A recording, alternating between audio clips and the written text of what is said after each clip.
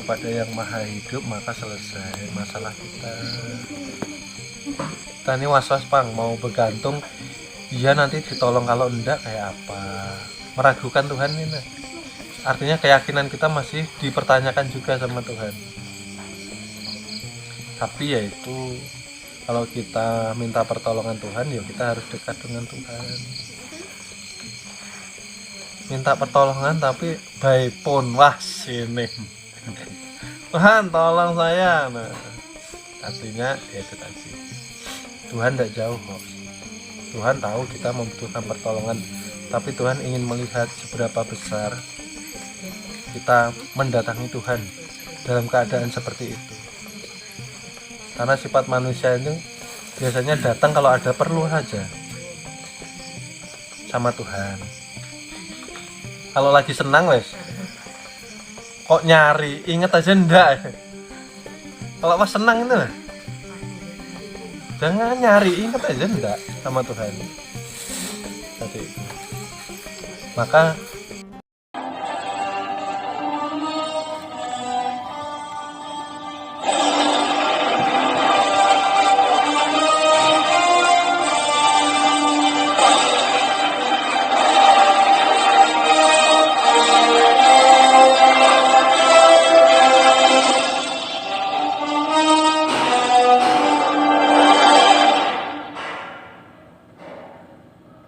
proses puasa ilmu membersihkan diri dari berbagai kotoran zahir dan batin. Mungkin kalau zahir mudah ya, karena terlihat ketika kotoran itu menempel di wajah kita, kita basuh ya. Kita bersihkan dengan air yang suci, lagi mensucikan, berwudu ya. Itu mudah. Tapi yang diperjuangkan yang pertama ini tadi, karena mengetahui keistimewaan Ramadan secara zahir dan batin, secara syariat dan marifat, disitulah dia berlomba-lomba membersihkan kedua kotoran yang ada di zahir dan batinnya ya. Karena yang membahayakan, karena yang melalaikan, karena yang sering kali menipu ialah kotoran yang ada di dalam diri manusia, di dalam kolbunya, di dalam pikirannya, di dalam setiap gerak dan diamnya. Ini yang kalau kita tidak mengenali, kita susah membersihkannya. Karena tanpa kebersihan batin kita yang disertai kebersihan zahir, mustahil kita akan dapat sampai kepada Tuhan kita ya. Jadi yang pertama ini betul-betul menunggu momen-momen ini, karena tadi saya katakan yang kemarin ya, mohon maaf, bahwa Ramadan ini punya keistimewaan ya. Yang tadinya tidak pernah ke masjid, tahu-tahu di sab depan ya. Yang tadinya nggak pernah pegang Al-Quran, tahu-tahu sudah tadarus. Yang jarang sholawat jadi rajin sholawat di bulan suci Ramadan. Keistimewaannya seperti itu. Nah, kita sebagai pengamal ilmu mengenal diri harus lebih dari itu, gitu loh. Artinya di dalam bulan suci Ramadan inilah barometer kita berhasil atau tidaknya di dalam menempuh pembersihan keakuan ananiah kita, karena itu yang terberat ya. Jangan sampai, yaitu tadi yang pertama, jangan sampai kita tidak tahu rasa berterima kasih kepada Tuhan kita, karena setiap hari diberi sehat tapi kita santai-santai, diberi sehat tapi tidak mau taat, diberi sehat masih menunda-nunda perintah Tuhan ya, sholatnya ditunda-tunda, ada kesempatan untuk berbuat baik ditunda-tunda, waktunya taubat ditunda-tunda ya, waktunya dia membersihkan diri ditunda-tunda, diberi nikmat sehat ya, tidak bersyukur. diberi nikmat waktu luang, ya, tidak pernah memperbanyak waktu kepada Tuhannya, justru asik mengejar dunia, memakai falsafahnya orang Yahudi, ya, falsafah orang Yahudi. Masih ingat, ya, bahwa waktu adalah uang, mumpung masih muda kejarlah sekuat-kuatnya, sekencang-kencangnya boleh, tapi jangan engkau lupakan kewajibanmu untuk menimba ilmu mengenal Tuhanmu. Karena jangan engkau bersandar kepada ikhtiarmu, karena ikhtiar ini tidak memberikan bekas kepada seorang makhluk. Artinya apa?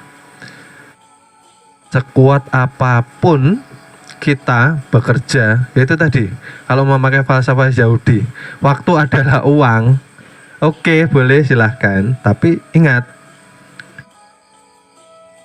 yang mempunyai rezeki, yang memegang rezeki, yang berkuasa dengan rezeki, itu bukan dari makhluk, melainkan dari Tuhan. Jangan lupakan itu. Kalau Tuhan tidak ridho, ya, seberapa kencang kita bekerja, ujung-ujungnya sia-sia.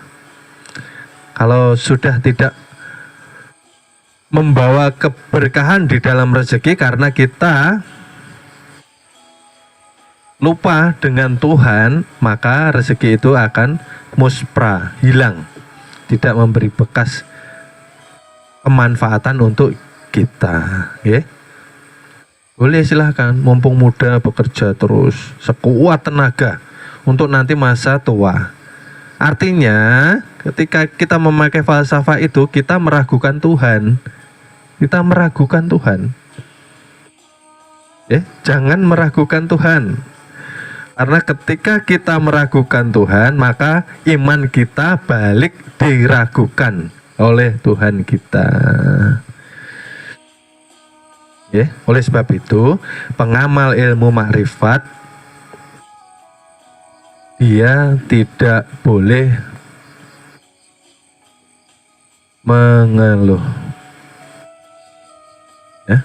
dia tidak boleh berkata contoh seperti ini, kapan doa saya terkabul, kapan Tuhan meridhoi cita-cita saya, kapan Tuhan menolong saya. Kata-kata seperti itu pantang diucapkan oleh pengamal ilmu makrifat, karena tanda dia belum benar mengamalkan ilmu makrifatnya, karena tidak ada keyakinan dengan Tuhannya. Maka tidak boleh, karena apapun yang datang kepada kita, ketika kita sudah mengenal Tuhan, kita mengenal siapa yang mendatangkan semua itu, bahwa itu ialah kekasih kita, harusnya kita ridho. Apakah itu yang datang baik atau tidak baik di dalam penglihatan atau penilaian kita, karena hakikatnya semua itu baik.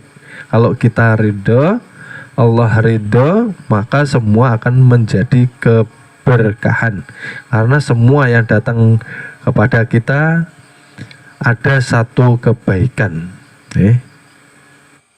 Karena tanda benar orang makrifatnya ketika dia didatangkan ujian dan cobaan, ketika nanti di bulan suci Ramadan, ya, maka dia akan melihat dengan penuh kesenangan, ya. Jangan lalu melihat ketika datang yang tidak baik lalu kita tidak bisa tersenyum, ya, marah, jengkel, tidak mau seperti ini. Tanda kita belum yakin kepada Tuhan kita. Semua baik ketika kita musyahadahnya benar, ya. tanda orang yakin, tanda iman kita sempurna kepada Tuhan kita. Balik lagi. Jadi untuk mempersiapkan kita menyongsong bulan suci Ramadan, karena kita termasuk mudah-mudahan yang di tipe pertama kesempurnaan iman, maka betul-betul persiapkan niat, ya. Niat secara hakiki bahwa